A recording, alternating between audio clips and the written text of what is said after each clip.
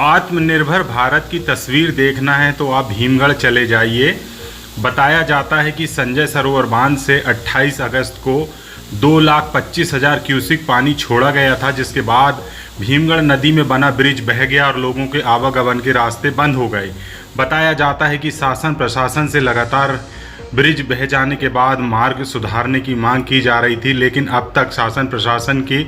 ओर से ध्यान नहीं दिया गया, जिसके चलते अब भीमगढ़ ग्राम के युवा आत्मनिर्भर हो गए और बैनगंगा नदी से सीधे छपारा सिवनी जोड़ने वाले मार्ग में अब खुद ही श्रमदान कर रहे हैं और मार्ग को बनाने का प्रयास कर रहे हैं। युवाओं का कहना है कि शासन प्रशासन से लगातार गुहार लगाई गई, लेकिन अब तक ध्यान नहीं दिया गया है, जिसके चलते अब स्वयं ही बैनगंगा नदी से छपारा जाने वाले मार्ग को दुरुस्त कर रहे हैं और सारे लोग वहां जुटकर इस काम को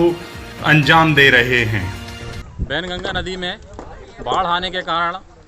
भीमगढ़ की बैनगंगा नदी में बना हुआ पुल पूरी तरह से क्षतिग्रस्त हो गया,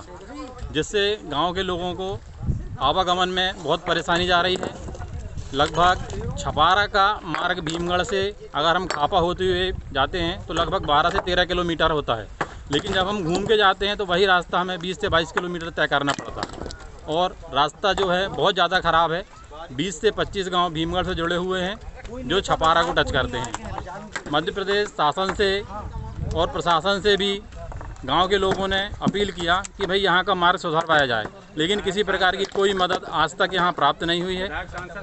ना ही विधायक सांसद किसी व्यक्ति ने यहाँ गांव के लोगों की तकलीफ़ों को देखा है आकर। इसलिए गांव के लोगों ने तय किया कि सारे नवयुवक लोग हम खुद ही रास्ता बनाएंगे और गांव के लोगों के लिए आवागमन